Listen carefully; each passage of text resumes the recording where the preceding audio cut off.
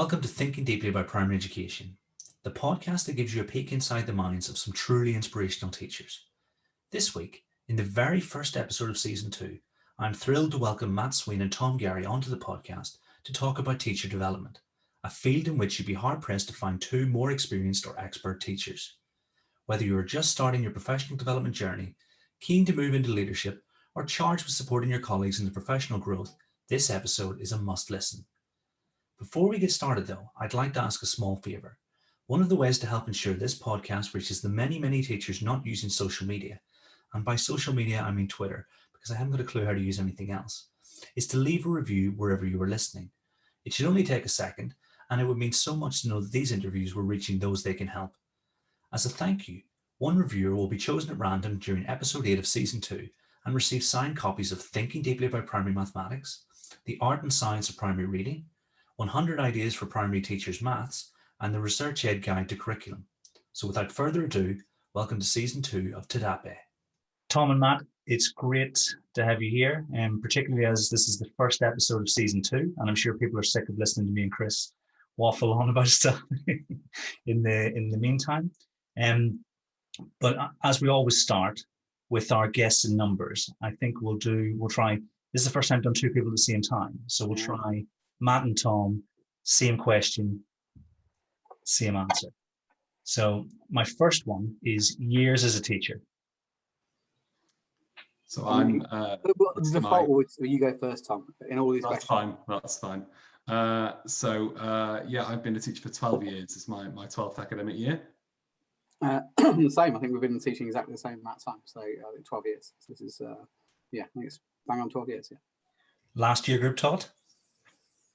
Year 6. Year 6. Most important year group? I'm going to say reception for this one. I'm very tempted to say year 6, but I think so much can be laid down in the early years and you can get so much right or wrong in that year group that knocks onto everything else. Yeah, I'm going to say reception. Yeah, I mean, it was going to be right. So I think the danger is to say year 6, isn't it? And that was a really poor way of looking at things for quite a long time, wasn't it? So, I mean, I would say reception. I would say UIFS as a phase. If I can't have the same answer as Tom, then I would say year 1, because then we're really securing phonics in year 1. And so I'd say that phonics in particular, and that year in particular, if you think about our main goal in primary school, to teach them to read, then I'd say if I can't have reception, then I'd definitely say year 1. Nice, solid answers. Favorite year group? Year 6. I just loved everything about being a year 6 teacher. It's just unique, and I really like that uniqueness, I think, and the intensity. So I taught year 6 a lot, like too much probably for any one teacher, but which the days of being pigeonholed there, really, if you could get some results. But I think possibly I really enjoyed year 3. I got 1 year in it, and there's something about that year, isn't there? And I've got children of my own, and there's something about that age and the sort of the changes in them at that age, that they move from being quite egocentric to being a lot less so, and start to really develop their own minds a little bit. You start to see that. So I really enjoyed year 3. I know there was, back in the day, it was kind of it was the graveyard year, wasn't it? It was kind of where you'd but actually I did a year there with a very difficult class. It's a really difficult class. I think that's this class that taught me that my personality wasn't quite enough to to win everybody over. And I think I learned some harsh lessons that year. But actually, I think possibly year 3. I think that's probably my fondest memory. It's something quite different about that year group. Nice. Yeah. There's a big change happens in year 3 as well, isn't there? After Christmas time, a lot of growing up. Yeah, and I think it's since having children as well. Like I think my girl's she's in year 4 now, and there's just something dramatic happens in year 3 to children. So yeah, I really love that year. It's probably one of the hardest years I ever had in teaching, in a very difficult class in sort of Wandsworth. But I look back on it fondly for some reason. They're interesting at that age, kids are. That's a lot of great maths as well. So this one might be a joint answer. You're responsible for the professional development of teachers in X number of schools.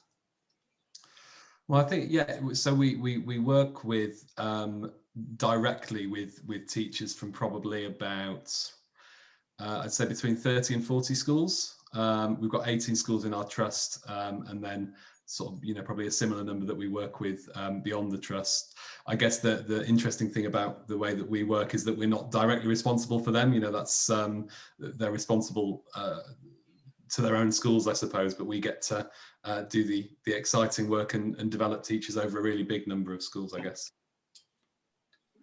Nice. Yeah, it's probably about that. I think, and we've got a couple of extras as well. So there's ourselves a trust, and there's another trust we work with now.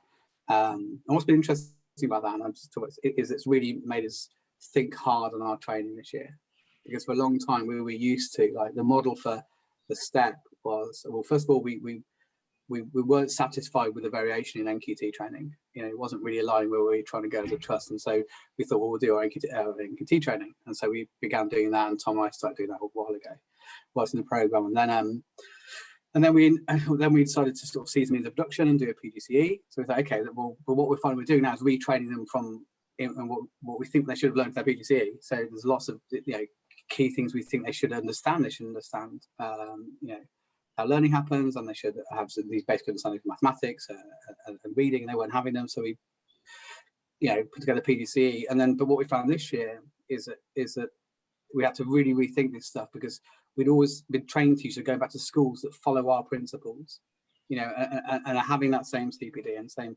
training, and so it's kind of sticking a bit more. And one of the challenges this year was to think, we don't always. That's not to say that the schools won't share those all of those sort of principles with us, but you have to recognise that you just don't have that luxury anymore of knowing exactly where everybody's going to be all the time once they've left your training. So that's been really interesting this year. We rewrote our entire program this year based on that idea that and actually how we delivered it really changed this year. It moved away from being just kind of a solely like residential model. So here I come in, do some training for a day. It's high quality, go back and then deliver it in schools, and that was okay when you knew the schools they were going to and you're really familiar with them and you knew the head teachers and stuff. And I think as we've started to spread, we've had to think a bit more about the model itself. I'm pronouncing the question there, but I think that's been really interesting for us, kind of moving how it started off as being about the trust, and it being about getting the very best teachers in our trust trained as well as we could, as quickly as we could, as consistently as we could, and how we've had to sort of think differently when we're less, there's just more people. We need to scale up, really. Just I'll be quiet. No, I love your model, and I think we'll get into it in quite a lot of depth across this chat. And my next question was going to be trying to guess how many teachers you were responsible for. But if you've got 30 or 40 schools, there's no way you can imagine that. So don't even worry about that one. And I think that's okay, can't we? I think it's about. I think we've got. So we wrote an NQT plus one program a year or so before they did it, because we wanted a 3-year program. We wanted a PGC to NQT to plus one. We wanted that. We wanted to train them in maths in 3 years, not one. That was our thinking, and the same with everything else. So we've got maybe 70 or 80 NQTs, and then about 30, 40 plus ones. But then we also produce training for our own schools, and so we don't just train the sort of new teachers. So that training goes out to our schools. So I imagine at times we're training quite a few more. There's quite a few hundred in our trust. It's odd, really. So they listen to us, to be honest, so much. But yeah, it's quite a few these days. It's quite a few. Yeah, I think the more teachers, the better, in my opinion. Yeah. And then the last one, tweets. Well, I was going to check this. I wonder how you checked it. It's how many you've sent. Yeah. The way I find this out, I couldn't work out to find this out. Kieran told me how to do this earlier, so I had a look, and I was 1,296, which I thought sounded like quite a lot, but Kieran informs me maybe it's not. Is that right, Kieran? That's as far as I can tell, that's the record lowest we've had. And, how do you find out, Kieran? I'm just literally looking live on air here. I don't even know how to find this one out. If you go to your profile and then start to scroll up, it'll be the number at the top. Crikey, Mike. Right. You keep talking. While Matt's finding his number, I'm definitely a bit of a Twitter lurker, and I think quite a lot of the time I'll think about tweeting something and then I'll just decide not to, or think about commenting and maybe not. But the other interesting thing that I found out is that 1,296 tweets. That's 36 squared, or 6 to the power 4. So there you go. There's a bit of maths for you for free. 4,095 tweets. Nice. It was surprising me, really. I don't actually share much. I just tend to just comment on stuff, but I'm a little bit less of a lurker than Tom. But I just tend to, I don't think I'm ever going to get loads of followers. I think a couple of thousand now, but yeah, I'm more surprised about any, to be honest. I generally just sort of debate with people on there, and that's about it. But I've become a huge fan of Twitter actually in the last couple of years. Nice. So not many. 4,000, is that good? Kim, is 4,000 good or bad, or what's that? I've just gone over 4,000 myself, so I reckon we're okay. That's a reasonable amount to tweet, isn't it? That's what I feel. But I love the Toms as a special number, because I always look out for, I want this tweet to be a square number, or this tweet to be a triangular number, but that's pretty awesome. So you guys are head and deputy of the Step Ahead teaching school at Step Academy Trust, mathematics aficionados, and advocates of fair and proper professional development for teachers. Tell us about your respective journeys and how you got here. Sure. So, so I've been teaching for 12 years, as I said. So my first year after qualification, I actually went and taught abroad. So I taught in Poland for a year, came back and got a job in a school near Ilkley in West Yorkshire. I was living in Leeds at the time. And that was a sort of one-form entry school in a fairly rural area. And it was a lovely place to work, a great place to learn to be a teacher. I think I was definitely one of the youngest members of staff by a few years, and so had a lot of really experienced colleagues to learn from. So that was sort of the first 5 years. And then after that, I moved down to London and took a post at what was then Gloucester School. It's now called Angel Oak Academy. And that was at a point when it was in a really difficult position. A failing school, I guess, to use the parlance. I went from being sort of one of the younger and sort of less knowledgeable members of staff to being one of the maybe not quite older, but certainly more experienced members of staff. And I was given the responsibility of leading maths at the school at that time, as well as teaching in year 6. And I suddenly had to kind of get into the teacher development game, because we had lots of teachers who needed to be supported with their maths teaching. And I was in a situation then where I didn't necessarily know that much more than everyone else, but probably just enough more to be able to give them some support. I got some great support from colleagues in other schools. Fox Primary School, who are the maths hub, where one of the maths hubs is based, was fantastic. And Lorraine Hartley, who's a maths lecturer at Roehampton, they gave a lot of really, really good, useful support and CPD to me. I got on the NCTM Mastery Specialist program, and that sort of developed my subject knowledge. And really, it went from there. So, I've always, since moving down to London, so now 7 years ago, had a role in teacher development, initially within my own school, but it's just sort of grown. And I really enjoy it. I find it fascinating, so that's kind of broadly where I've gone. And definitely went from a place where, as I said, I just knew a tiny bit more than a few other people, but that was enough. That's sometimes all you need to kind of get the ball rolling, I guess, like a sort of snowball down a hill. So did you fall into maths, or did you think that was something you were interested in anyway? I totally fell into maths, actually. It's really interesting that my specialism when I was training was in science.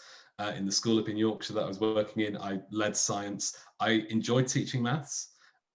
I think it was always one of the subjects that I was better at. But when I was moving down to London, the previous head teacher phoned me up, and I still remember taking the phone call, and he basically gave me the option of leading either maths or ICT. And I just had to make up my mind on the spot. And I went with maths. But I think now, looking back at, all of the work that I've done around maths and how much I enjoy it and have got out of it, that's really one of those sort of, if the coin toss had come up tails rather than heads, I'd probably be doing something very different right now, which is really interesting. Nice. It happens quite a lot, doesn't it? But then people don't ever look back once they get maths. That's awesome. What about you, Matt? How did you get here? Yeah. So so I'm older than Tom, quite a bit older than Tom, I think. 10 years, maybe 10 years, I'm not sure, but something like that. So I didn't start in teaching. I started, I went to uni and studied English. I did English literature, and I didn't really, that wasn't really a vocation. I was just good at English literature. I kind of enjoyed it and enjoyed my degree. And I came out, didn't really know what to do myself. I got very fortunate. I ended up doing some work at called a feature agency who basically write features for like the nationals, like the women's magazines and Female and all those sort of like, all those publications. And I had a real knack for it. I just had a knack for like picking the angles in stories. So all stories are the same, right? So every love triangle is essentially a love triangle. It's this person, and the third person. So what makes it sellable or readable is kind of what's the one thing that makes it stand out. I just had quite a good knack for picking out what that thing was, and I was a reasonably good writer. So I did that for a while. This agency, we sold like all the women's mags and stuff, and then I got moved to London. I asked to join one of the magazines, and I worked there. And what was really, and it was a bit disappointing, really. I'd kind of been, putting the hours in and the days in, and got to really where you should get to, which is kind of being an editor. So when national, that's kind of the end goal, really. It felt like it, at least. And I didn't like it. I just didn't like the job. That's a really weird thing to happen. I've spent 4, 5, 6 years into this career in journalism. You want to call it journalism, but I like to believe it is. And I've got to the sort of top of the tree and a magazine with a very, very, with a really high circulation. And I got there and I didn't like it. I really didn't like the job, actually, at the sharp end. I was like, oh, I don't know what to do. I'm like 30 years old, and it was a good salary, all the things you'd hope it would be. And I was in London, and in Camden, it was all very cool. But fundamentally, I didn't like it, and I got a bit confused. And so I tried TV, and did some work on talk shows. Didn't really like that either. I didn't really like the sharp end of it. It's quite nasty at the sharp end, what we were doing, I realised. And then I just went, I'm going travelling. So I just saved some money up and went away. Didn't really, had a great year, and then came back and didn't really know what to do. I did a little bit of work in school side, and then thought I don't think this is not a good reason to start teaching. I wasn't born to be a teacher, and I decided to give it a go. I went to Leeds, funny enough, and trained at Leeds University. Did my PhD, and then moved back to London. Started working in Southwark and Mr. Tom, where Tom was. I started in the wild west now of London. It was. I remember I used to bike to work and get a puncture every 2 days on the needles and glass. And this is no exaggeration. It was just rough hours where I was working. But I loved it. I absolutely loved it. And I kind of fell in love with teaching. I worked in one of the toughest schools, one of the toughest areas, but I made a bit of a difference, and I really liked that. And it was much better for the soul than what I did before. But that school was difficult. I moved, and it wasn't really doing anything for me professionally, I don't think. And I wasn't, I didn't know much, but I knew that much. But it wasn't making necessarily a better teacher. And then I moved to Wandsworth. I was very fortunate to have a really good head. You get that break, don't you? When suddenly one person who just, maybe sees a bit of potential in you, and they had me on the MAST, which I think is what you did, Kieran, which is kind of the old version of what Tom did, I suppose, a mathematics specialist teacher thingamajig. So I was like, one of the early cohorts, very lucky to have like Nikki Ashton, who was kind of my sort of mentor back then on that. And just really, I'd shown to be quite a good teacher. I was stuck in year 6, but I became a far better teacher from doing that, and a far better teacher of maths. And then sort of supported in the borough for a bit. Got married, had a kid, moved out to Sticks, to Surrey. Was a deputy head for 3 years. Helped improve the school, and then kind of got to the point where the question was, whether you'd be ahead. And I didn't want to be ahead. I just knew I didn't want to be ahead. And I was asked to be ahead, and I was. It just wasn't for me. When I was a deputy head, I think there's a real value in being a deputy head. Okay, so I think that you need to have done that in your thing like career paths. I think there's some real value in having done the nitty gritty of schoolwork, of operational schoolwork. Having been a DSL, having run rotors and dealt with parents, because when you're planning change, trying to improve schools, having an awareness of those and how the dominoes could fall, it's really useful. So when you're trying to implement change and you're planning change, having that awareness is quite a powerful thing to help you sort of disaster plan it. So I did that for 3 years. We really sort of focused on teaching and learning, and then I didn't know what to do again. and I fell into sort of step really, and I commuted for an hour 20 for 2 years each way, because there's a role came up where I could do teaching and learning. I was like, well, this is a thing. What's this? These don't exist. And I worked across some schools in East Sussex who just joined the trust had been quite ineffective, and helped to move them forward really. Met Tom. I think the first time we met, we argued about maths. I'm pretty sure we did argue about maths the first time. Did. I remember it vividly. Yeah. Pretty violent arguments about your maths lesson. But then soon after we became sort of friends, and I'm still in the school, like Tom, still 1 foot in the school. Still helping at school level as well. But over time, my job just got bigger. We started training more people, and so more was asked of us. And I think maybe last year, was it Tom? We just went full time, the two of us, and started to just train teachers really. And the trust were kind of happy to back that. They saw the impact, I guess, hopefully we're having, and kind of making the quality of teaching, the teacher training sort of where we're putting the emphasis where we wanted it to be, around sort of the high leverage, basic parts, mechanics of teaching, as opposed to sort of flights of fancy. And that kind of leaves me here. Now we're kind of full time in a team of four of us now. Charlotte McKechnie, the Queen of Phonics. Quite an amazing girl, actually. Verity Griffin, also incredible individual and teacher educator. We're just quite fortunate now, so with these guys. And I'm sure we'll talk about this later, but as of next year, I thought we have to get a little bit bigger again, because we've just been designated at hub status, which is so that's where I'm now. I'm sitting as deputy head of the school, 4 people in it. I love to get the numbers wrong, 4 people in it. However, we do probably educate quite a few teachers. So it's been a bit weird. I'm not as straightforward as Tom's. Yeah, I think I did the MAST course 2 years in, and it was was in the same cohort, Kieran. 2010 cohort down in Canterbury.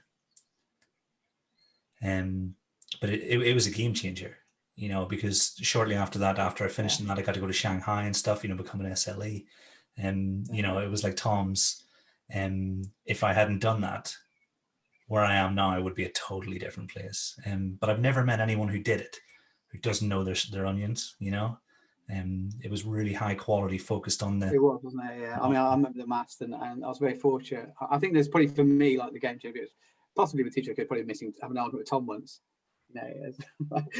But yeah, I think that the MST was such a different type of teacher training, so in depth. And it was well designed. I can't remember exactly how it was designed, but it was designed well enough for me to do more than understand it and to practice it.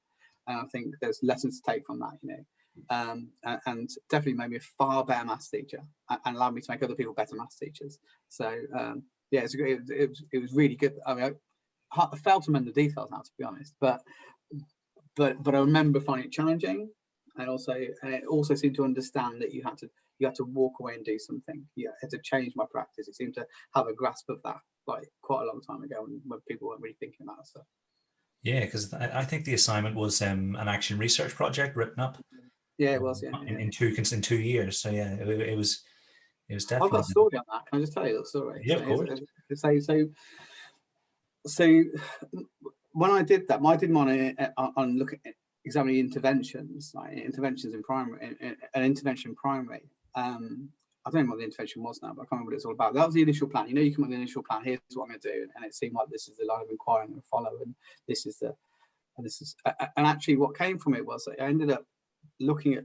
I think when I was just trying to explore phase of coming up with the project, I was kind of I went to look at the current interventions in the school, and I ended up being distracted by the fact that the children were just in these miserable places. They were sitting in corridors and spend very little time in their own classes. And this seems, and this suddenly struck me that I was looking at year 5, 6 intervention. I think that the impoverished sort of disenfranchisement of children that had fell behind, right?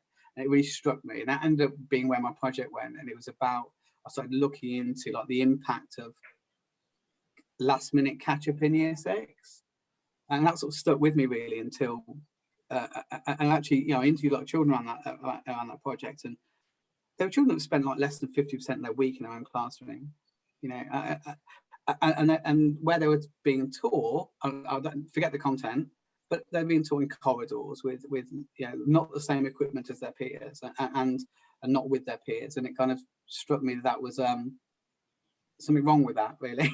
And so when I started working in East Sussex and I met Tom, and in many ways we argued, but we were kind of kindred spirits. And at Angel Oak, they had a same day keep up sort of model going, and they had a very different structure there, and they had probably more tutors than we could afford in East Sussex to be able to pull that off. So I had to think, but immediately I was like, that's how this works. Like, this is, you don't, you get ahead of it, you get ahead of the gaps. That's what you should do. And so then I went back to East Sussex and I started working on a model that we could roll it in any school. Like, how can you make this work? How can you get it so every day, if every child takes a bit long to learn stuff, you can find extra time for every child. So then you don't have to like ruin their year 6 for them. And that's what I did. And so it's kind of from there, going all the way back there, the roots of that. And I wasn't like some big social justice warrior, but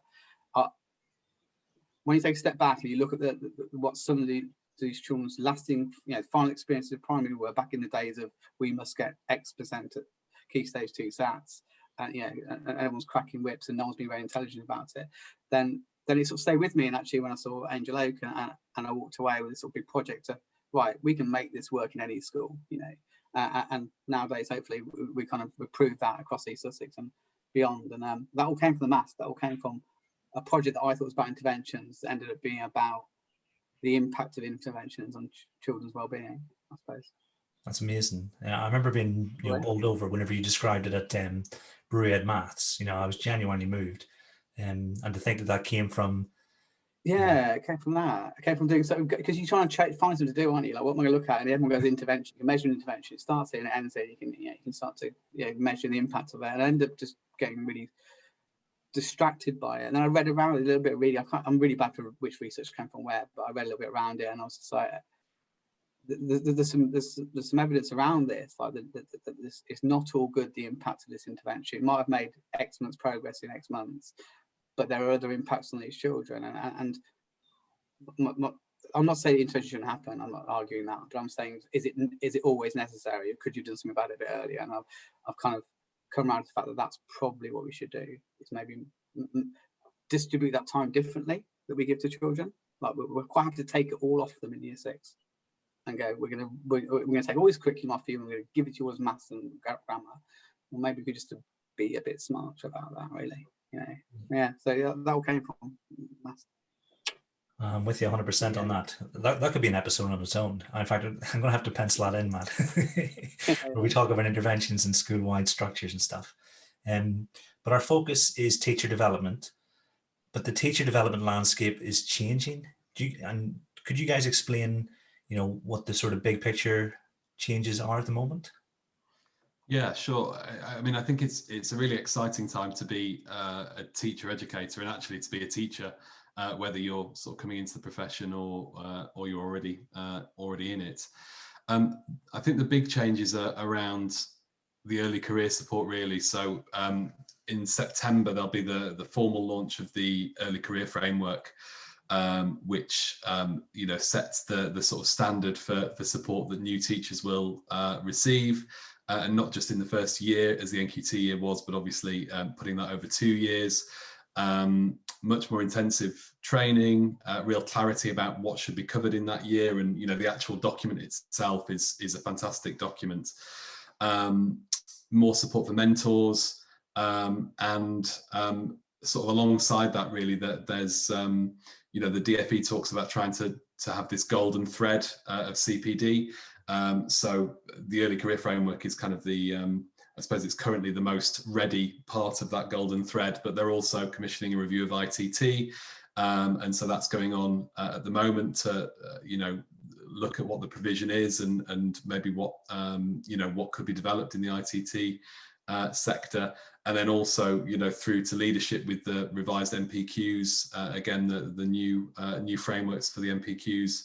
So the 4 existing ones are being replaced by 6. Well, some are staying the same, but it is a new framework. And yeah, so, a much more kind of centralized, formalized approach, I think, which I think some people probably don't like, perhaps. But I think certainly from my point of view, what it does is it kind of codifies the importance of really high quality, well structured, well thought through development for teachers. And I think it pushes us away from this idea that when you have finished your teacher training, whether it's a PGCE, a BA or whatever it is, that you're somehow ready and that you're going to be, you're a good teacher, you're ready to go, and you're just going to maybe get a bit better in your career. It's just not true. And I think that's kind of a lie that has been told and believed within education for a long time. That I certainly thought that, in my NQT year, I thought I was amazing. I thought I was such a great teacher. And I look back now and cringe at some of the things that I did. But because I kind of believed that system, and that I'd done my training, I was qualified. I had my GTC number. I was good to go, and I think that couldn't be further from the truth. So, I hope that alongside that, the sort of codifying some of that key knowledge that teachers will need. I hope what the changes do as well is just signal to new teachers, like when you've qualified, you're at Everest Base Camp, you've come quite a way, but there's a lot further to go, and that's fine. That's absolutely fine. That's absolutely normal, and you're going to be really, really well supported going through that. I think just to add to that, and you've got the MPQs being done, and this idea of a thread that what they're also trying to sort of do something about is that classic sort of teacher plateau of effectiveness. Where you guys are for like the first 2 years, and it just plateaus because nothing really ever happens. And the new MPQs, are sort of the three new ones that have replaced the M, are kind of allowing that constant professional development. At its heart, it's right, it's correct in what it's trying to do. Now, whether the materials that we've seen are really good, and they seem to have hitting the right beats. So, doesn't say it won't be even better in a year or two's time, whatever. But it seems to be a much smarter approach to teacher development, not just ECT. Like this, now there's a plan for teachers. So you start here and you continue on this journey. And once you'll pass your ECT, then you can look at behaviour or teacher education or teaching learning curriculum and start to specialise in that area.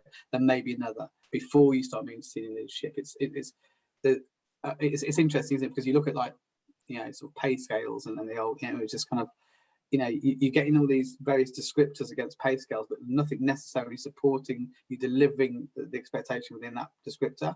Now you're meant to be leading a core subject across the whole thingamajiggy, the whole setting, and yet the last bit of proper training you had was when your first year of teaching. And I maybe did. I'm sure I did some weird leading from the middle program. I think the only thing that was thrown at me back in the day. It's far smart. It's far smarter, I'd say, that as a concept and as sort of like as a structure for than what's gone before. I think it will offer people more opportunity to get better quicker. And then we've seen what the materials. Obviously, we're working at the moment with the ECT providers that have been sort of the government, the DfE has recognised, and the materials are really strong. And actually their understanding of teacher education is really strong across the piece. So on the practical side of it, what it kind of means to schools actually is worth saying is that in the second year people have 5% release. So now your second ECT teachers will which is like half every 2 weeks, isn't it? That's them and their mentor. But that's, I don't want to get this wrong. So we are still trying to unpick all the guidance, and it seems to change a little bit every day. But that the schools will be supported with that. There's definitely there's a financial support for that. What's really interesting is that the NQT time that's given at the moment, that often becomes just extra planning time or time to photocopy or mark. That's very much about sort of completing gap tasks and readings and learning, and it's absolutely about that continuous professional development. So it's moving away from that model of your NQT day, nothing 6 weeks, NQT day, nothing 6 weeks. It's NQT day, follow-up tasks, to move away from that sort of knowing it and not doing it to knowing it and doing it sort of thing. And generally, and this is why I suppose we really enjoy it, is it's kind of trying to do less but better. And that's what we've always believed in, really. It's like do things, less things with them, but do them well and make sure they can do them. Get the early stuff correct. And So it's interesting, and for schools, I think it does mean you have to ring fence that time now.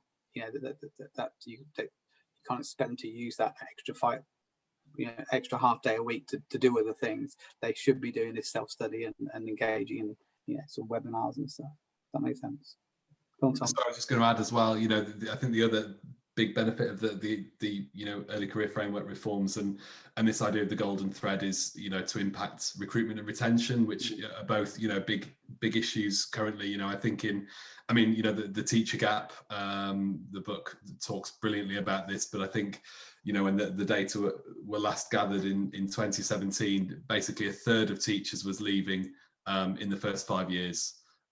So a huge proportion, a huge number of people who a great amount of time and money had gone into bringing them into the profession, and we need teachers, and then they were just dropping straight out again. And I think very often that was due to a lack of support. And I think the fact that this is now codified is really important and sends that clear signal that this is what you are entitled to and this is what you will get as a new teacher. Yeah, as you guys were describing, it's funny you said, I was thinking of the teacher gap and how this system seems to, as you describe it, line up with almost the most effective way to train and keep teachers. So it sounds really exciting. I think if you study the sort of like some of the contents within it, then there's the idea, and then there's what's being pushed as the content. So with behaviour management, and getting ahead of it, not just reacting to it, and sitting squarely with it at the front of early career training, and when we look at the reason for people in the profession, then behind like leadership, alongside leadership and workload, that's the other one, isn't it? So it's tackling it in more than one way. And if you look at the leadership programs, well, that's tends to be going. There's a lot of talk around workload all the time, and so it's kind of like a 2 or 3 pronged attack to make better teachers and then keep them in the system, which can't be a bad thing, because anyone that's I as I was deputy in Surrey, recruiting was just nigh impossible. You want to be able to say, I have this expectation around the quality of teacher I want in my school, but if you've got one applicant, on your third round of advertising, and you can't afford to supply, it's not really how it's going to work. And so I think the more we can keep in the system, the better, really.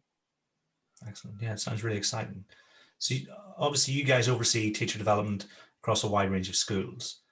What is it that makes you so passionate about this aspect of education? I think I'd say it's just really important. I think it's such an important area, and an area that's been often neglected or done quite poorly in the past. Again, there's this idea that you have your teacher training, and then you're off and you're in the classroom, and then it's up to you. And I think I've seen the difference both for myself as a teacher from the support that I've had given to me, but also from teachers that I've worked with, what a difference that can make. And I think what's exciting or what's interesting about our roles and what we do is that obviously when you're a full-time teacher in the classroom every single day, you have a huge amount of impact, but over a fairly small number of pupils. And for anyone who's kind of climbed the ladder in terms of management in a school, you become a middle leader and maybe have a bit more time out of class than an assistant head, a deputy head, and you'll generally teach less, but you'll have a big influence over a slightly more distant influence, but over a bigger number of pupils. And I think our roles, it's almost like another step removed from that.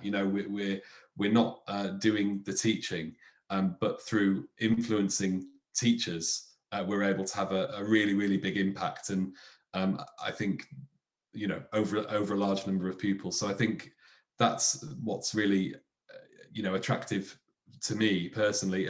I think as well, I am a teacher, in that I enjoy teaching. I enjoy doing that, explaining, modeling, all of those things, but I really like being able to do it with adults as well, and apply those same principles to them, and then get them to do that with their pupils as well. don't know if I've answered that particularly well. That's, but anyway, that's it to me as well. I I'm going to go, what's my answer? I suppose I wouldn't add too much to that, really. I think I do it because I think, you know, and this is not sort of a martyrish thing. I just kind of quite like working in schools in difficult areas. It always have done. I think it's, but you know, we know that the difference makers are the teachers. We know that's what's going to change outcomes. That's if you want to change the futures of a group of children in an area, then you improve the teaching. That's what you do. It doesn't matter what else you do. You can do this, that, and the other at it. Like fundamentally, to sustainably improve the quality of teaching, and that's what we get to do. And so. I guess, you know, at the heart of it, and actually at the heart of the trust, and I don't want to do too much about the trust today, but the heart of the trust is kind of like a mission to do that, to improve the life chances of children. I suppose that's one of the reasons I actually joined, to be honest. And through what we do, we kind of that's the big levers to pull, isn't it? Like improve the teaching, improve the quality, and that's I think why the trust supported us in kind of a stronger grasp over the quality of teaching. We were trying to do what I guess in some respects the DfE planned to do, you know, it was doing now a couple of years ago. We're like, we need to control the quality of this and this to make sure that, you know, the quality teaching is where we want it to be. And so I think that, and also I'm just really nerdy. Like I just love, I'm really engaged, like I suppose all of us are here, in the sort of in sort of the learning science of learning. I just find the whole thing fascinating. I've become so much better at teaching, you know, in the last 5 years because I've got so engaged with it. And I don't think that was even on my radar. That's why I love the maths so much, because I got to engage in stuff for the first time, and then that seemed to pass, you know, just stop happening. And I was very lucky when I joined STEP that STEP as a trust is really engaged in that. Yeah, and that was apparent from those conversations with Tom and in the schools you walked into, that there's this really weird culture where people would talk about things I'd never heard of, and then I started to read, and I was like, oh my god, this, and you know, and then yeah, and just it's quite exciting, isn't it? It's quite exciting, you know. I've just been doing a load of work on sort of behavioural science and how to, you know, create sustainable change and stuff, and that's just amazing, isn't it? Getting to do that, but that's just completely applicable to what we're doing, because actually what we're trying to do is get people to change, not early career teachers as much as existing teachers. You know, you're trying to, you know, change habits and stuff. So yeah, the other side of that is I just think it's really nerdy and exciting. I find the whole thing great, and I will look at, you know, I remember when I first found out about like cognitive load theory, you're just like, what? You know, yes, that's clever, isn't it? You know, and then you start to, yeah, I suppose I'm a bit of a nerd. I play board games and other nerdy stuff, and so there's a real part of it that really appeals to me, I think. Yeah, I think, yeah, for me, the cognitive aspect, you know, the challenge of thinking and helping as many children as possible, you know, I totally get where you're coming from. Those are the two best bits of the two best bits of education in my opinion. Nice. I think just to add as well, I think something else to reflect on, that when we're working across teachers over a largish number of schools now. I think what's really interesting, and Matt and I have both been deputies and both been involved in the leadership of schools, and you've got lots of options as a deputy or head or senior leader within a school to change how people plan, what lessons look like, how you all of that stuff that happens within a school that is down to the leadership team of that school. And I think what's sometimes challenging but also really interesting, and and a bit of a kind of like a cognitive challenge, I guess, is planning a piece of development that's going to be just as applicable to a teacher in any school, whether it's a 1-form entry or a 3-form entry, whether they're teaching in year 1 or year 6, whatever the systems are in place, or whatever the instructional models are within that school, but that you can still trying to make something that lands. I think that's really interesting, because when you're doing that teacher development as a senior leader within your school, that you and your colleagues have got kind of absolute control. If you want to move from one instructional model to another, if you want to get everyone to model in the same way, you have the power, if you like, and we don't. But we still have to, look at how we can kind of influence teachers to work within the structures that exist within their schools. And I think that's really interesting as well. it's led to probably the most rewriting, redrafting of our CPD, and we spend a huge. I mean, it's all written by the four of us, and actually some of our sort of associates within trust. We're quite lucky with 18 schools and quite specialists, but we spend an awful lot of time redrafting and chucking stuff out, spending hours on things and they're not landing, and we deliberate practice every session first to make it work, and then are quite willing to scrap stuff when it doesn't. I think it's tricky. It's tricky, isn't it? But it's and I think what we've got better and better at is picking the stuff that works for everybody, and then allowing them to and finding and having a roadmap and taking that back to their classroom and making sure they do something with it. I think that's been the real shift in us, Tom and I at least, over the last 3 years, is moving away from the sort of I know loads about this, let me tell you all about it, and good luck if that lands in more than 1 out of 30 people, to okay, here's a particular thing that's really going to be really useful. Practice it here, go back and do it in the class, and we'll talk about it next time. I think we've moved quite a lot on that, and and we've changed quite a lot of our course content as well. Like we used to do stuff on structured addition and subtraction and multiplication, division, and I'd talk for ages about principles of counting and a number system, which is all really, really exciting and really, really useful, but maybe not what you need in the first 2 years of your career. Like maybe what you need then is the really high leverage, sort of big ticket stuff. Like you need to understand scaffolding, you need to understand about making links in learning, or breaking these into small steps, or modelling, or explaining, which we're applicable every single lesson you're going to teach. And that's one of the big changes we've made. We've stopped being so boutique about our CPD. Like it's really good, it was really smart, and you've learned some loads of good stuff. You could maybe use it in term 3 for the 2 weeks you taught that thing. And now what we've got to move towards is everything we deliver with our early career teachers, at least, not necessarily for STEP, but for early career teachers, it is usable in every lesson. Like, it's got an application, and we try and recognise that when we're doing the training, delivery, and designing it, and to show people that as well, and to allow them to create that, because or else in many ways, they just work. You're not necessarily changing behaviour, are you? You're hoping it might change. It's kind of like that idea of, and I'm not knocking this, but like there's the idea of people having sort of like sort of edu book clubs in schools and stuff like that, which is great, and 1 or 2 people might read those books, but where's the leverage in that? How do you know that's how do you know that's getting anywhere? I think we're just trying to move closer to like, how can we do stuff that's relevant and useful and can be taken and used straight away, and that we can guarantee all of them will do. That's kind of where we try to move, as opposed to sort of like, this is really great and really smart, but we don't it might impact in 3 weeks or not, it might not, sort of thing.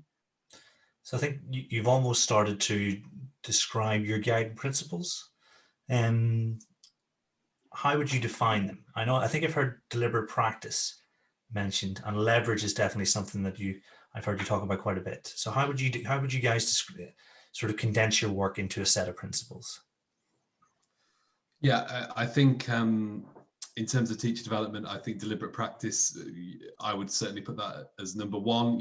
It's one that we've sort of looked at using fairly recently. It's quite new to us, but I think this idea that telling someone what to do isn't enough. Actually having to go through the motions of doing it, practicing it, in the way that other people, that people talk about performance professions, sports players, musicians who perform live. All the practice happens before they step on stage, go out on court, and taking that same principle for teaching, and this idea that the first time that you practice an explanation, this idea that maybe it shouldn't be in front of the children who you're trying to teach. Maybe you should try and nail it beforehand. So I think that would be a huge one. I think this idea of that question of leverage and what is the utility of the training that we're providing you. Is this something that will just be useful for that 2-week period when you're teaching X or Y, or actually is it something that you can apply across your lessons? Sorry, I was going to say the other thing really, from my point of view, is just this idea that I suppose that everyone knows that pedagogical content knowledge is important, but I think that's still sometimes forgotten. Like, just because you know about something doesn't mean that you can teach it well. And so I think just really, looking at, whatever it is teachers are going to be teaching it and supporting them to work through, what that means in terms of teaching it to others, and and what those pedagogies or bits of knowledge are that are going to help your pupils to take it on. And so just really not assuming that just because someone's a teacher, because someone's well educated to degree level or whatever, and that they know how to use a semicolon correctly in the sentence, that they can then teach it. I think sort of not taking anything for granted there. I think just to add, I think that like I think we think what we do and what we design is curriculum. That teacher training is a curriculum in itself. That it's not just these things thrown together, like a bad school curriculum. And I think, is it Mary Meyer calls it Gallimouth, which is kind of lots of weird things put together, and that's like not a good school curriculum. Lots of bits that don't work together and don't tell a story, and there isn't a progressive narrative through them. And I say that, and a great curriculum, it starts in one place and it builds, and you need this to get to here, and it works together as a whole. And I think we've always had that principle of what we're trying to do. It has to be like coherent. Like, where are we trying to begin? So for example, so in our PGC, I mean, I'm not going to get into too much detail. In the PGC, we make sure we nail the working memory model, like 8 or 9 sessions on understanding how we learn.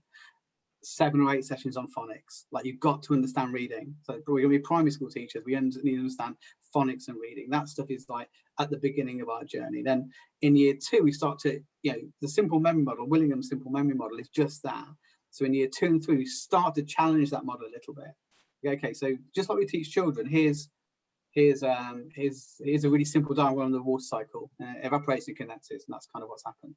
And later on, you see like a much more complex diagram.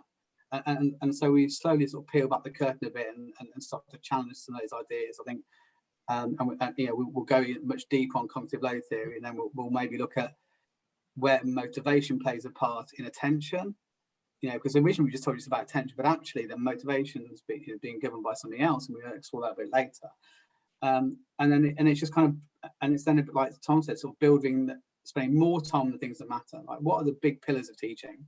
What are the things you have to, behaviour management, is absolutely key, isn't it? Checking for understanding, questioning, and like scaffolding and modelling, and they're the big ticket items that you want to nail. So we spend a lot of time on those, a lot of time deliberately practicing particular pedagogies, and then as we move to like year 3 and then 2+1 year, then again we may come back to them, refine them, finesse them. So we're trying. I suppose what we're trying to do, our schools, or we both believe with schools, is do less, do it better, and do it more coherently.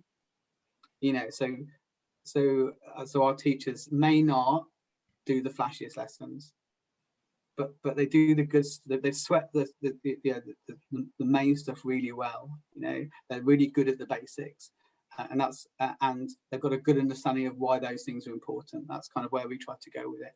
I know the PGC is, lots of respect to Leeds, but it didn't hang together remotely. As a course, there's some really good bits on it, but it wasn't coherent. And we trying to endeavour to be coherent, and for like any sort of school, maybe to have a coherent curriculum. If that makes sense. And I think that's kind of what we try to do. And actually, what I think is what they're trying to do with the new ECT and the new MPQs, and kind of.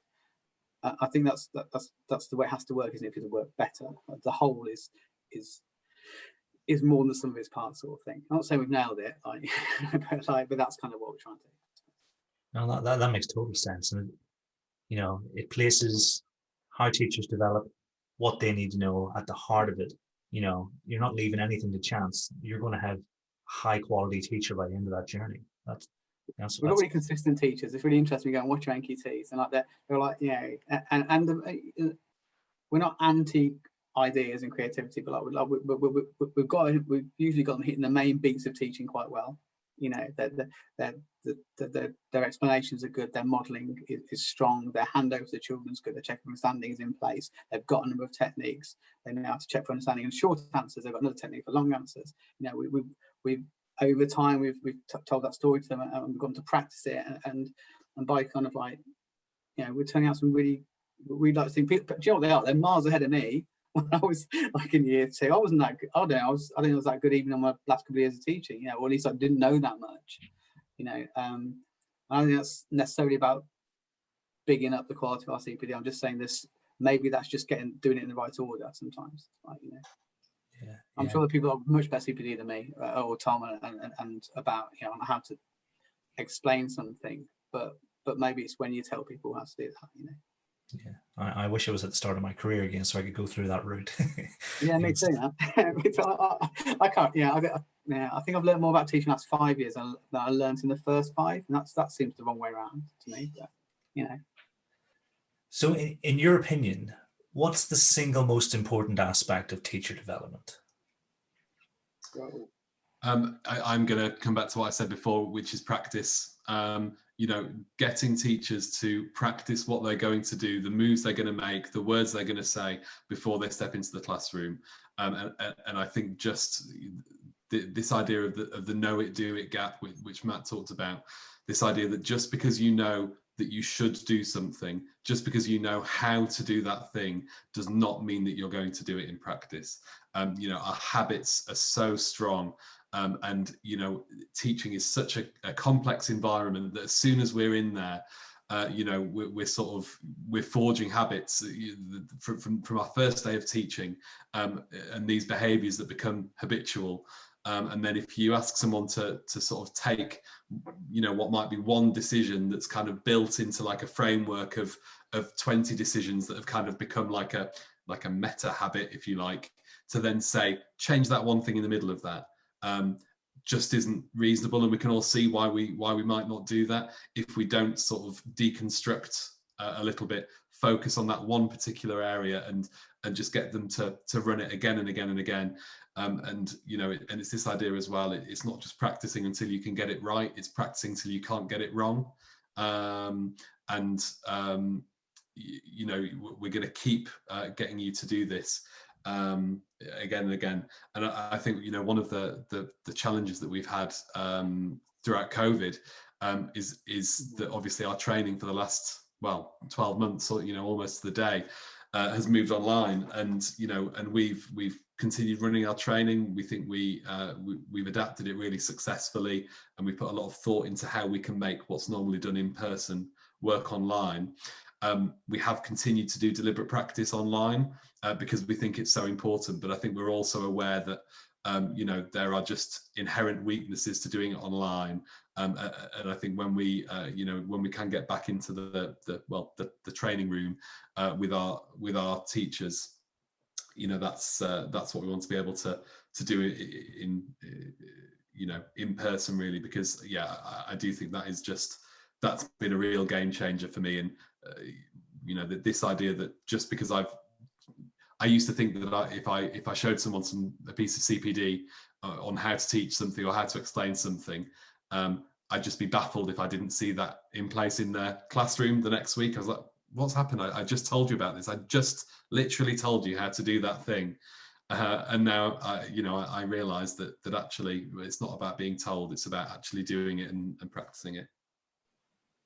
It's giving adequate time to add to that, the adequate time to make the changes you want to make. Like, you know, and even at school level, you know, I look at, and we're both from, you know, worked in quite a few really successful schools now, like, you know, that come from places where they weren't so effective, and like rushing any sort of change, whether it's teachers, whether it's all teaching in school, teaching AT, like, you know, not understanding the amount of time it takes to make changes.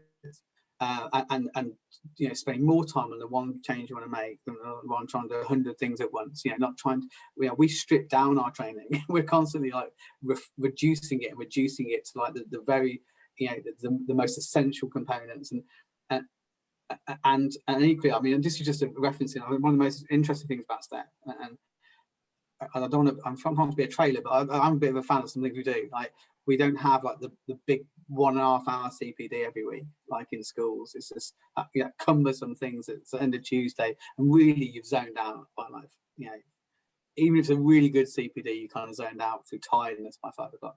So we have like just two a week. They're like maximum 35-40 minutes.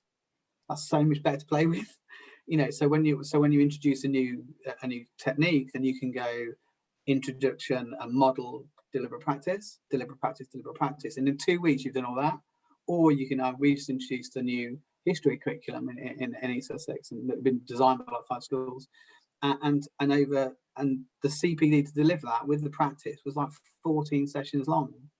It was given the time to breathe, and I think often we're throwing too many things at people too quickly, and we're not thinking about how long it takes to get change to happen consistently and sustainably. And not a lot of that's sort of like just 3 or 4 doing a good job, but everybody doing it and being confident in doing it. So it probably sits within what Tom's saying, to be honest, because it is about practice and about time. And I think understanding and being confident enough, and I think what probably why I like STEP is it's a brave trust. It always was a brave. It's been a brave since I've been there. It's and I think you have to be quite brave under the old Ofsted. Maybe not the new one, but it was to be able to say, no, we're going to do it differently, or we're going to do this, and these results, it may not pan out for us. Was quite a brave thing to be doing, really, especially when you're trying to make a name for yourself. But it's kind of worked, and I think it always recognised that. It always recognised you can't rush stuff. I worked in the East Sussex school, so I moved there, and there were special measures, and I spent a whole year and a half on maths, and that's what I was given. Just gave me time, just to work on it bit by bit. It's not like results by the end of the year, and then sustainably, that's what happens then is sustainably you've made changes to a school. It becomes part of it. It's embedded within the culture, which you have to get right first, and it's within the sinews of the school, and so it continues. And I think somewhere in that equation is like a lot, just like you were kids, just break it into small steps, and then give it the time it deserves if it's important. That's what I'd say. I've definitely got this idea that there's very little difference between teaching teachers and teaching children. There is that. I mean, it's funny that we like to think that somehow is and I don't think. And obviously we are more educated and more expert in some respects, but we're giving our teachers more complex content sometimes. So it doesn't, it isn't. It's not. There's not a world of difference, is there? Really, it's the first time you've heard about you've used Willingham's simple memory model, and then it's the first time, isn't it? So you need the simple version.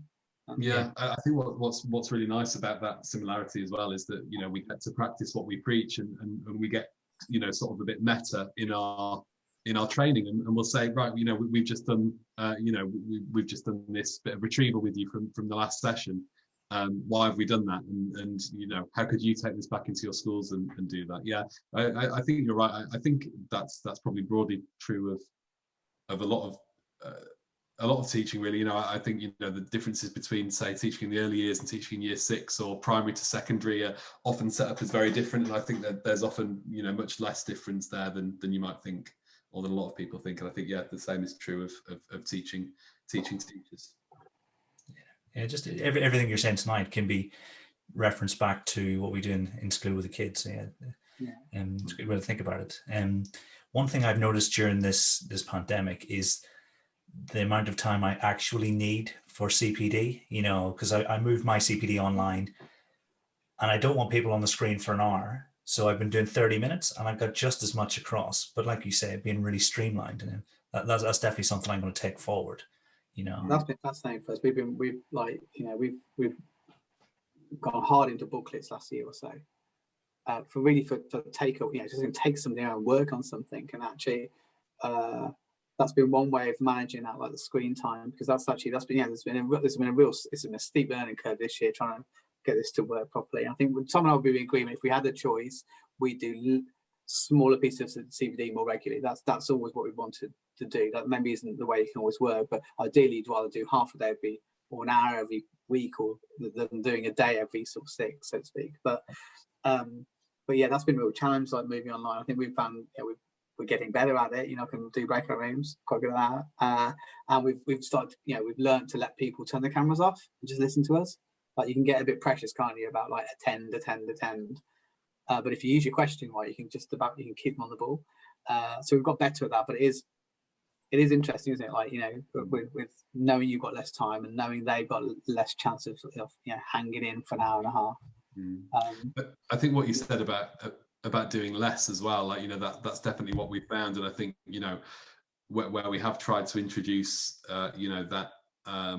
that time to get off the screen, to reflect, to write in a booklet, or to read something, read an excerpt or something like that, or do a bit of scripting, which is one form of deliberate practice we do quite a bit of. And I think what we've realized, actually, and I'm sure this is something we'll take back into our in-person training when we're sort of back off Zoom a bit more, that what in person we would have been, say, 1 hour of content. Now that we're online, we're almost like, we think this needs to be 2 hours of content. And then when we go back to the training room, I think we'll want to try and keep that, and that idea of doing less, narrowing down, and giving more time, and that time to reflect and breathe. Excellent. And so I think you alluded to this earlier on, Matt, because we know from studies, such as those by Kraft and Papai, that not all schools grow their teachers equally. What is it the schools that are strong in this area do so well? I'd say that there's a certain relentlessness, and it's kind of inbuilt into the school culture around professional development. And I think, I talked earlier about when I started at Angel Oak, which is the designated teaching school, when it was Gloucester School, and we did have a fairly young, fairly inexperienced staff. Many of the staff had just joined the school, so were quite new. And the head at the time, Tim Mills, who still works within STEP, he's one of the executive directors of primary. He introduced this idea of these 2 45-minute, staff meetings, sort of shorter sessions that Matt was talking about. But there was just this relentlessness, this idea, we need to always be developing, we always need to be improving, so that we can do the best for this group of children. And actually, at the time, this group of children who had been absolutely failed in their education. I was teaching year 6 at the time, and these were children who for a variety of reasons, had a very, very, very poor educational deal. And so, I think that there has to be just a relentless drive. And the thing is, I don't think that can ever stop. I think, an Angel Oak, it is now outstanding, although, that's obviously not everything, and, it gets good results. It's an incredible school, and I still, I was there today, I still love being there. But that focus on development hasn't stopped. The staff are very, very expert now. There are still teachers there who have been there for that sort of length of time. But it's this idea that we can always get better. We can't ever rest on our laurels. We never stop developing. We never get to the point where we think, I'm good enough. So I think that's the biggest thing for me, I would say.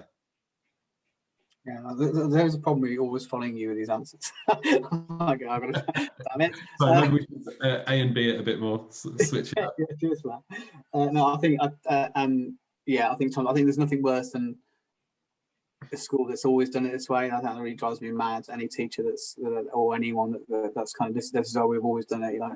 We can't be in that mindset, surely. As teachers, especially in a generalist profession like primary, when you're teaching 12 subjects, I think that it has to sit within leadership, doesn't it? It has to sit within leadership of the school. If in my experience of working with schools in general, that schools will, when schools fail the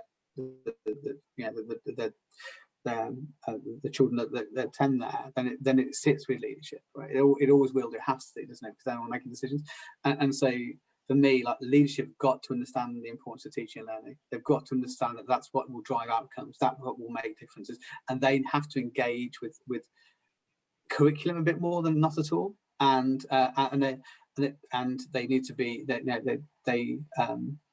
need to understand that it's those things that they're the two levers to pull to improve things, and that's where the folks need to cut away the chaff for everybody else. So, I'm not all about reducing workload for workload's sake. I don't think you can't reduce everything, but you can make people use their energies in different ways.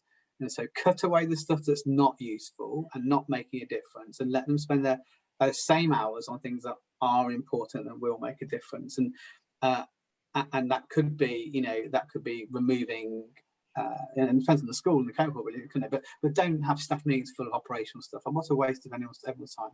You can still put in an email, and think about every opportunity you can get to cut away the fluff, to give people time to engage in the more important stuff. Because people, when we understand that, means you understand that teaching is a thing to work on and improve.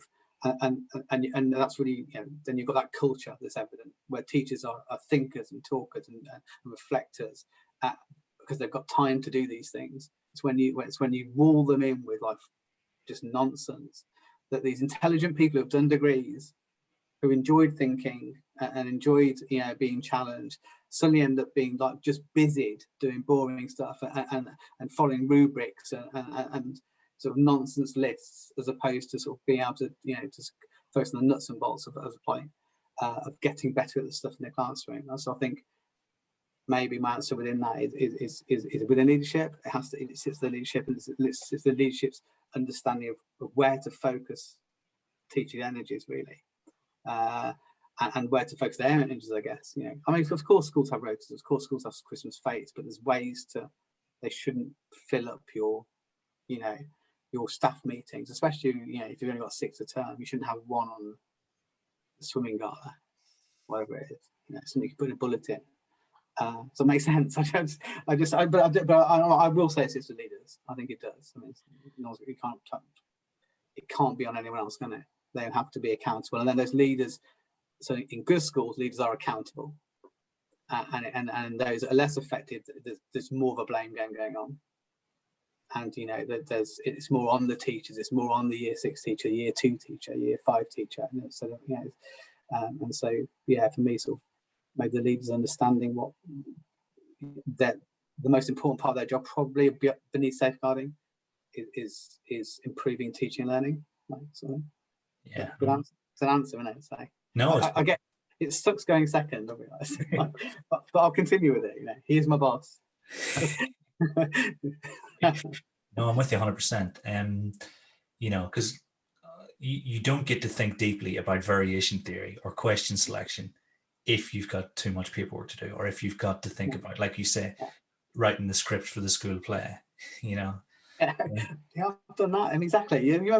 Just that sort of stuff. That's not changing. I mean, okay, I like drama. I think there's a value to it. So I'm not saying that at all, but yeah, it is about just, if it's not helping, like while they're doing it, but schools are very, a lot, the people are unwilling to change a lot, or we're a good school, and if we start fiddling with this stuff, if we change the marking policy, and I don't expect people to write reams of written feedback, we might slip and be in trouble, as opposed to asking what the purpose of that and what impact does it have on the children. If it doesn't have an impact, and maybe spending our time doing something else might have more an impact, we should probably do that.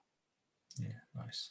And then Tom, thinking about yours, it reminds me of the Dylan William, everyone should improve, not because they need to, but because they can. I think I'm loosely paraphrasing him, but it's something to live by, isn't it? Because I think the minute you think you've got it sussed, that's when you're going to get a slap in the back of the head, and you soon realize you haven't.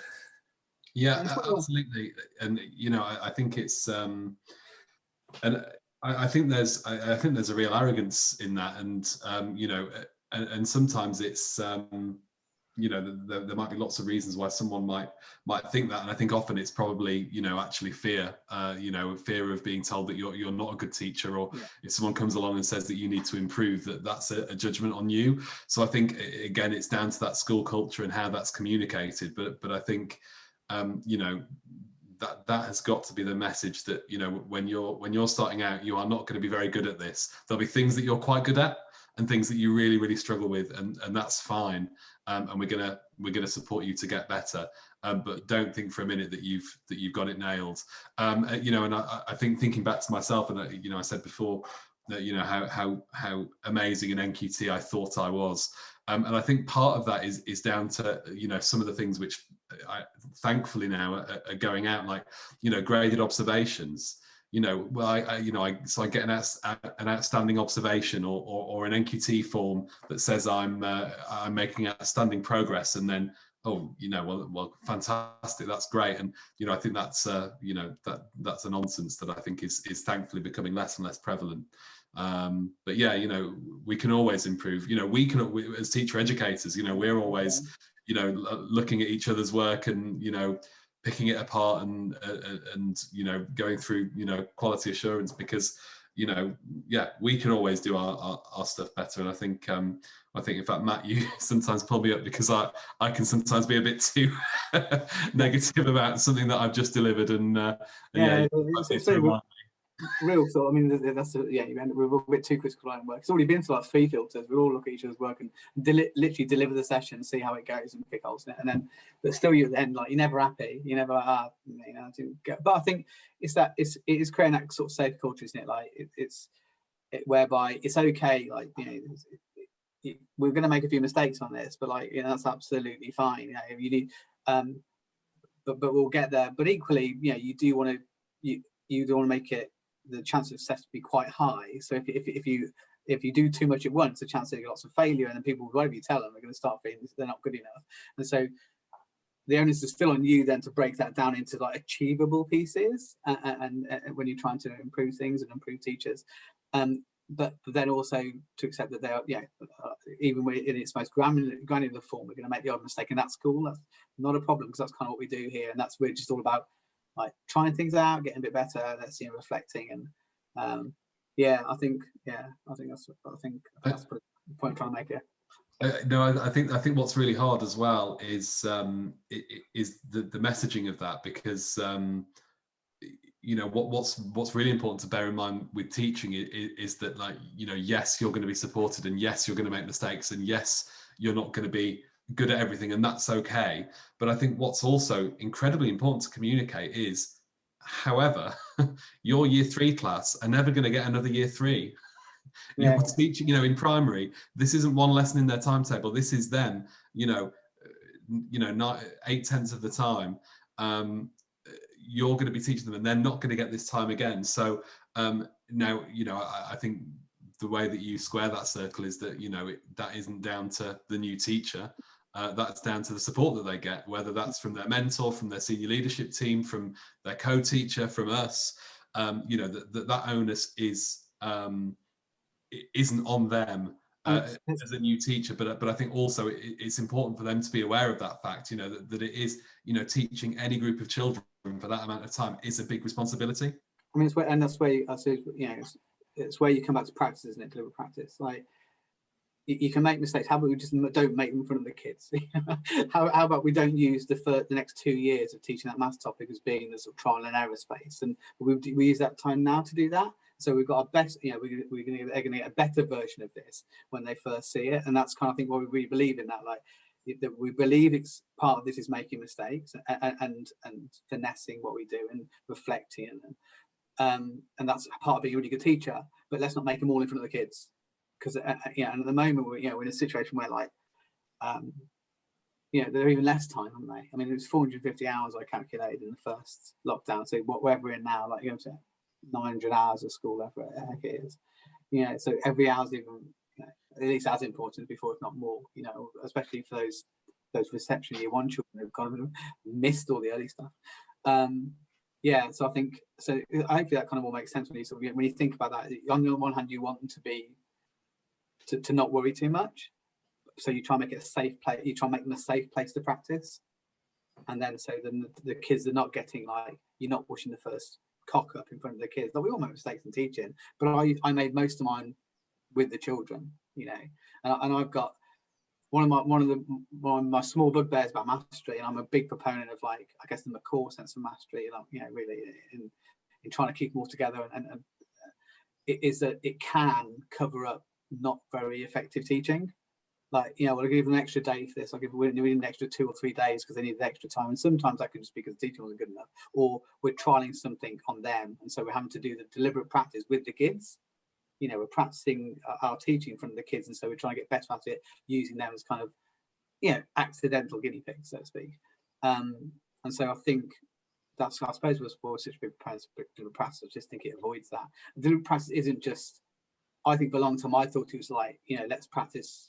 And it is this, let's practice like wait time, or let's practice, you know, various TLAP techniques. But deliberate practice is equally writing exit tickets, or it's equally practicing scripting a conversation with a parent. You know, another thing you really don't want to be like getting wrong the first time you do it with them, you know. And so in that sense, it's got massive utility, because you can pretty much do anything as practice. I know first, when Tom started talking to me about it, I kept thinking, well, this is great, but like it's just to me something from classes. So when I started going, oh, you can sit there for 20 minutes and just write exit tickets, or you could just sit there for 20 minutes and you just script the first 3 lines of that phone call to an angry parent. Oh, that's really powerful, isn't it? You know, so that's, yeah. So I think where I was going with this, I was trying to say practice is where you do it all. That's what I was trying to say. Yeah, that's a really powerful model. And the more I listen to you guys, the more I think I've just been dabbling in teacher development over the last 4 or 5 years. And to be fair, with phone calls, I'll script my own now, because I really struggle on the phone. We all do it. It's one of those things that you realise that when you know, if you're making that call that you're worried about, you're saying it over and over in your head. You know, if you're you know, writing a letter to your noisy neighbour, you'll write 5 drafts until you've got it just right. And so I think it's extending what we do anyway. I've scripted the whole podcast. So, and it could be that this is just the reverse, but are there any pitfalls that those schools who struggle to develop their teachers fall into, and then any aspiring leaders who are listening should probably try and avoid? Do you want to go first, Matt? No. I'm thinking on this one. I'm not trying to give the same answer. I would say, and so maybe this is a bit left field, Matt, so that might be helpful. And I think this is a trap that I fell into, and this is I don't know if this fully answers the question, but maybe. I think I used to be a real believer in using recruitment as a powerful lever to driving improvement in schools, and being really focused on always attracting the best candidates. You know, we'll get the smartest candidates that we possibly can. We'll get people who've been to Oxbridge and Russell Group universities. We'll get people with firsts and masters and PhDs, and we'll get really, really smart people into our schools. Now, I think that can be a really useful model, and you know, and I do actually think that you know, we should set the bar high for important. However, I think the danger is that you sort of fall into a trap of thinking that if I've got teachers who aren't as good as I want them to be, I'm going to spend all my time sort of measuring them rather than developing them. And I think some leaders spend so much time trying to evaluate how successful their teachers, you know, and I mean, that is incredibly difficult and problematic to do. And, you know, and Dylan William, you know, talks about this, and, you know, the fact that, you know, even, you know, really well, people who are very well trained at observing teachers, there's not a good level of reliability in their judgments. You know, really, we can't go in and watch a teacher and see if and tell if they're any good very well. So I think so many teachers, I'm losing my thread now. So many leaders focus on evaluating teachers, identifying the poor ones who actually may not be poor, and then, you know, moving them to a different year group, and then bringing in someone who's great. But actually, you know, it's this idea of just focus less on that and focus more on development. Always on more on development, train them more, support them more, help the teachers that you've got to get better. Because I think, you know, again, coming back to, you know, recruitment, you know, we're not in a situation nationally where we've got people clamoring at the door, desperate to become teachers. You know, if we had a load of, really smart people desperate to become teachers, then maybe that might be a model that we'd want to sort of advocate. But currently we just don't have that. There isn't this huge swathe of amazing teachers out there just waiting to be recruited, and we just need to find them. We have the teachers that we've got, so let's support them and let's spend time getting better. So yeah, I think to summarize that, basically spend less time trying to tell if your teachers are good or not, and spend your time making them good. I think I've got a different answer for this one. I would have given Tom's if I'd gone first. But yeah, no. So I think there's something in sort of like being responsive to the needs of your teachers. Okay, so I think you need a responsive PD offer to your. So you're going to have headlines that you're trying to push through. Okay, you may have a headline, maybe handwriting, whatever. But also you need flexibility in your system to respond to what you're seeing in the classroom and what's coming through from that sort of that informal data, that sort of anecdotal data. And I think that the very best CPD is flexible and responsive, and not rigid. And I'm not saying you shouldn't plan things well and sequence things well and have a plan, but also you've got to have some elasticity in that to respond to what's happening all the time. And what you often see is kind of like, well, we're going to do these 2 sessions on this and then we're all going to get it. That's just invariably how it never happens, Or, well, this term we've got 6 sessions on it, teaching speech. I don't know what it would be now. Let's just say PE or something, right? Nothing wrong with that. We absolutely justify that. But I'm walking in the classroom and the checking for understanding is not there. But I can't respond to it because I've pinned this CPD down to the end of the year. So it's that sort of unresponsive CPD that comes from not really knowing what's going on in the classrooms, or and being too rigid about how. Yeah, you should have, like the teachers, you should have a rough idea of like what the sequence you're going to teach. But at any one point, you might find you need to revisit this or spend more time on this, or this prerequisite slightly missing, whatever it might be. And so you've got to have the flexibility in the system for it not to be like a conveyor belt with no room to move. And so I think when schools get it wrong is when they're not thinking about their own teachers, and they're bringing something in and they go, okay, we're going to do this 6 weeks, do this, and then it'll all get better, without paying really any attention to like the classrooms themselves. And I think and I've really learned that in working in East Sussex with a really amazing head called Jeremy, like phenomenal head teacher. I haven't worked with some of the heads Tom's worked with, so there are also some other amazing heads that step and beyond, but he's the best one I've worked with, who completely nails that. Like his workload, there's no unnecessary workload. He's in the classrooms all the time talking, and then that CPD is responsive when it needs to be. So if we need to do a bit of work on our checking for understanding, then there's room to do that. We don't just plow and ignore it because we're trying to push through X, Y, and Z. And I think that's been, so yeah, something in there about being responsive. Maybe it's all a bit like teaching, isn't it? Really, it's all a bit like you've got a plan, you've got a curriculum, but you have to be responsive to the needs of the learners. And when you fail to do that, you leave more behind, don't you? So.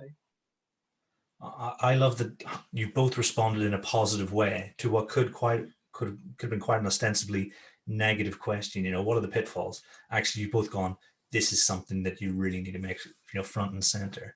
And I think, Tom, I'm going to be playing your bit back. Whenever I need some motivation, about why am I doing the things I'm doing? Because that was like the whole chat, basically really powerful and makes a whole lot of sense. So I think, sticking with our aspiring leaders, what would you recommend to anyone wishing to develop their teacher development prowess, should read? Books, papers, articles, blogs. Where would you guys go to first off? For me, I think Tom and I will maybe agree on this. So at the moment, I think so I've engaged with, I've been fortunate enough to sort of do fellowship in teacher education, I think it's called. But with Harry Fletcherwood, I'd say that at the moment, I think I've learned more about teacher education in the last year in his company, not maybe about particular subjects and domains, but about some of the sort of like the nuances of of education working and being efficient than I have anywhere else. So I'd say, in a quick answer to your question, follow Harry Fletcher Wood, read what Harry Fletcher Wood reads. Not that it's all right, not that you agree with everything. And this is not an advert for ambition, it's an advert for Harry Fletcher Wood, who I think is probably, for me, the person, if you want to quick in, have a look what he's reading and what he's putting out there, have a look, maybe read some of his blog posts. He writes a lot around this stuff. Josh Goodrich is another guy, so he's the I actually had a chat with him today when I was on the phone, who's, if you want to know more about coaching, so think about the things we're interested in, I would say those two guys. Is that good enough for now? I'm going to check my kids, but I would say as a follow, Harry Fletcher Wood, Josh Goodrich, and then read some of their blogs, read some of the papers that they post, and that's a pretty good shortcut, that, because I'm really bad at remembering who wrote what and what which papers written by, by who, by whatever. So I was like dreading this question if we had it. So I heard it on the other podcast. I was like, I never know whoever wrote anything. Tom's really good at it though, so I'm going to give the short answer, leave him to it. So I would definitely agree with Matt on that, and I've also been on that program, the Teacher Education Fellows, and it is incredible, and that's really supercharged my knowledge around teacher education. I think in terms of books or sort of papers, so I think in terms of deliberate practice, I definitely recommend Practice with Purpose, written by Deans for Impact. Practice Perfect, which is the Doug Lemov and Erica Woolway and one other author whose name escapes me right now, and Ambition Institute's booklet, the Deliberate Practice Handbook, which can be freely downloaded online. So they're kind of the three in terms of deliberate practice I'd recommend. In terms of books and sort of teacher development, especially for leaders, I definitely recommend Get Better Faster and Leverage Leadership, both by Paul Bambrick-Santoyo. Especially Get Better Faster. I think if you're a mentor, a coach, an instructional coach, anyone with a responsibility for working with new teachers, that book is absolutely superb. I think it's kind of an obvious one, but just in case it's not, I think Teach Like a Champion. That's a book that I came to later in my career, and it fundamentally changed the way I taught for the better and made me see so many different things in such a different light. And I think, that's such a good template for supporting your teachers. And then I think, Matt kind of alluded to this, the sort of some of the papers that Harry Fletcher Wood and Josh Goodrich might share on Twitter, but Mary Kennedy, who's an American researcher, she's got a couple of great papers, Passing the Practice of Teaching being one, and there's another which name I can't remember, but it basically looks at how CPD affects teachers. I think with those papers that they're absolutely fascinating, but that's when you start to get into that kind of sticky sort of liminal space where you think you've got a model nailed on. Oh yeah, great, I'm going to do deliberate practice, I'm going to do instructional coaching, this is what my CPD is going to be, and then you read that and you realize all the reasons why actually it's not as simple as maybe we've been making it sound for the last hour and a half. But really, really fascinating reading, really, really useful. But yeah, I think Practice with Purpose, Practice Perfect, those would be my two big ones though. I'd agree. I'm terrible. So Tom and I couldn't work in more different ways. I give him nightmares. I'm the man with like 700 tabs open and documents open from the 6 weeks ago still on my computer. And I can never remember who wrote anything. I've got pages of notes everywhere. So I dread any question that says specify some research or name the author of the book. I've got no idea. I would have read it, but no. Tom though, fantastic. This system for remembering these things. I'm really good at it. I'm good in the moment, and it all becomes a cluttery mess. I have to go and refine stuff for when I write CPD. I'm like, I read this. Where was it? I go to 9 papers trying to find it. Who said that then? It's that I'm the most inefficient worker in the world. I think you've both done a brilliant job, because I think the people who listen to this podcast are quite avid readers, and you guys have given them a lot of new stuff to go to, because we've got some firm favorites on the show, but it's always great when we hear stuff that actually Oh, that has been mentioned before, and there was a lot there from both of you. So, Right. yeah, that's excellent. So becoming a teacher is never easy, and it can take, as you guys have mentioned, years to get to the point where, we're treading water. What do you look for in your early career teachers? To get a sense of their chances of becoming great teachers. I think I'd say, and this may be a bit of an unusual answer, and I'm gonna credit this one.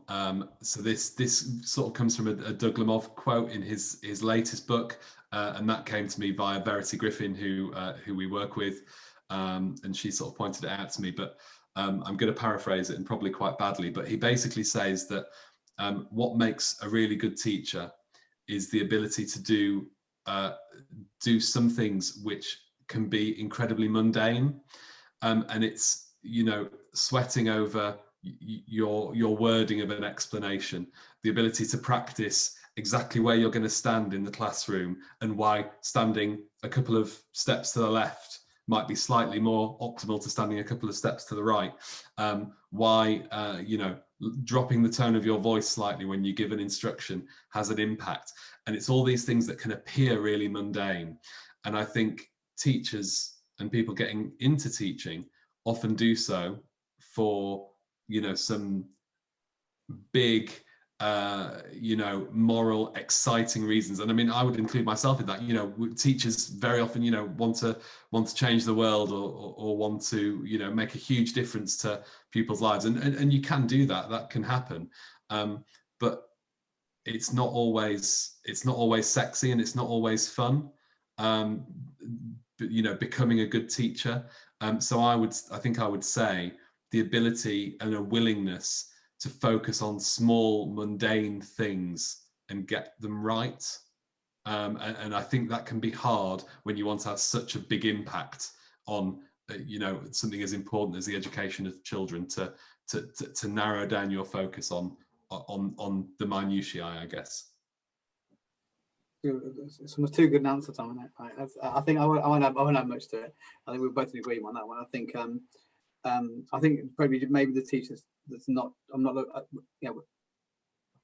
I think anybody could be, anyone that's got a degree and goes through teacher training has got the potential to be a really effective teacher. So I wouldn't sort of like, there isn't sort of like, isn't a binary answer really. But I try to, I'd like try and avoid, which I think I had. So I'm going to put my hands up to this. That's why I think trying to avoid being that teacher that's trying to win Teacher of the Year award. You don't want the one that's that with just sheer will of personality. The class love you and the parents love you is probably quite good at teaching, but it's exhausting, isn't it? And actually, you're not going to get better at the time you want to get better. So I think people are willing to avoid, maybe less reliance on their personality to carry them to to a successful first year or two. But I think that's becoming increasingly less likely as I think ITT's got better. And but I know when I started teaching, like I was all about that. I was quite showman. I was really smart, quite funny. All these things that that won you plaudits from the parents and the children. And I was all right teacher, but I don't listen to anybody properly for a couple of years, because next door was this teacher that wasn't really doing much, and the kids loved me more, and I got bigger chairs in assembly and everything else. But year on year, the teacher next door's kids did better, consistently better, not for 1 or 2 years, but by the 4th or 5th year, well, I'm exhausted because I can't do anymore. That she's nailed the small stuff, as Tom said, and I see the teachers that I dismissed early in my career as being dull or boring, but actually what they've done is they'd honed their craft and they'd worked out what mattered. And I think that was my mistake when I entered teaching. And it's an exhausting and unsustainable way of teaching, isn't it? Just to try and carry it off with just gusto every day and sheer your sheer will, I suppose. And so I think Tom's got the real answer, but I would say just maybe avoid that pitfall of thinking it's all about you. I think I'd just add as well, and you just said something really important as well, which is just an understanding that good teachers are made and not born. As Matt said, anyone who can, who's able to, understand the content and is willing to work at it, can become a brilliant teacher. And it's not about who you are as a person. It's about, what you're willing to put in and what you're willing to work on. I think for a long time I did believe that, if I were a good teacher, it's because I was born that way, because, it was who I was, and, it was sort of tied to my personality, as Matt was just saying. But yeah, it's that understanding that it's about the work that you put in. Yeah, I think I don't really engage in the sort of Twitter debate wars, at least, but there's some science to say certain things work. There's some pretty safe bets in teaching that if you nail these parts, then you'll be pretty effective at what you do. And I think probably just recognizing that we have codified and pinned down some aspects of what we do that generally work, and that it is teachable. You can teach people how to be better at teaching, and just be willing to listen to that. I think it's a danger because a lot of us were educated in a period whereby it was all about the showmanship and maybe other things, and lots of whereas I think recently we've kind of realised that actually there's just certain things you can probably get quite good at, and you'll be effective at taking complex things and communicating them simply to people at the level they require, in an effective kind of inclusive way. I think it'd be quite. I also think sort of personality teaching is not that inclusive either, personally. I was that. Say, I'm holding my hands up, I'm not getting reality. I'm saying I think looking back, that wasn't right for my students. Actually, I think I failed some students because of having that approach to teaching. I'm quite honest. And I wished I'd realised then, there were just ways to get to all of them and to teach all of them. Yeah, I think you're right though. The system rewarded it to an extent, didn't it? Oh yeah. I wish you got that standing badge. You were like golden. I was like golden McGuire. Yeah, imagine like Tom was. I'd naturally figured a few things out about teaching. I'd figured out small steps quite early in my career. Weirdly, I'd figured out you need to break stuff down. I got my head around that. But yeah, and once you got that badge, then you were pretty much untouchable until you didn't get that badge. At which point your world fell apart. It didn't happen to me, but I've seen it happen to people where they're like good observation, not a good observation. Every spotlight in the school's on them. And it's all so unhealthy, wasn't it? That sort of period in education. I think they definitely value. It's possible to be an introvert and model really well and explain really well. So I think teachers now are sort of in a better position, and I think that section will be really helpful to anyone who's thinking about getting into teaching or is at the start of their journey.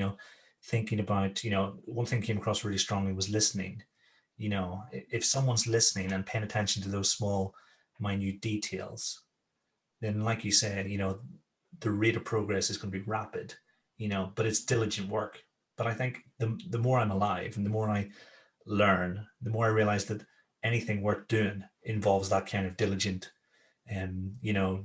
due process, and really putting the hours in, so it makes a lot of sense. And so your work has inspired many and will continue to do so for a long time, I've no doubt. Where do you draw your inspiration from? That's very kind, Kieran. I'm not really sure I accept the premise of your question, but I'll go with it. I think in terms of education, I would say, there are some big names out there in education, and individuals, schools, organisations who do incredible work and are very, very well known for that work. But I think, just the idea that also out there are a load of amazing schools that you don't know about, that no one knows about, and I think there's something inspiring about people who just quietly go about and do what they do really, really, really well. And that's not to say that the big names, aren't inspirational either. And I think actually a lot of the big names fully deserve the plaudits that they get, and I don't think they've sought them out either. So I'm absolutely not criticizing that, but I think there is something very impressive in just, being content to be really, really good at something, work really, really hard at something, and just do so, quietly and get that sense of satisfaction yourself that yes, we're doing something really, really good here. Because I think there are an awful lot of teachers and an awful lot of schools like that, I think. Oh, that's a good answer, Tom. That's a really good answer. Sorry. I'm not sure. I'm meant to add that, if I'm honest. I think Tom answered that really well. I do. I'm not trying to be evasive. I think, as teacher educators, I think you'd be hard pushed to look past Doug Lamov, wouldn't you? It's the guy that codified it. We might be on iteration number 5, but that's pretty. Yeah, look at the most effective teachers and what are the common threads. I think that's interesting for me. I think maybe he's inspiration in that sense. He's got me to look at teaching as a craft. That's a boring answer, but it's everybody's answer. But it is my answer probably. Kind of Tom's, which is far better. Far better. Me, Doug Lamov. Anyway, yeah. No, but I think Doug Lamov's an excellent example of someone who is a big name, but is completely deserving of that. Has done an incredible amount of really hard work, and is actually, incredibly, self-effacing. Not in it for the plaudits and things like that. He just does something really good, put it out there, and has quite rightly, had it shared really, really widely. I think, Matt, you have been in a really difficult position all night because Tom's knocking all these answers out of the park, every time. What are you suggesting, Kieran?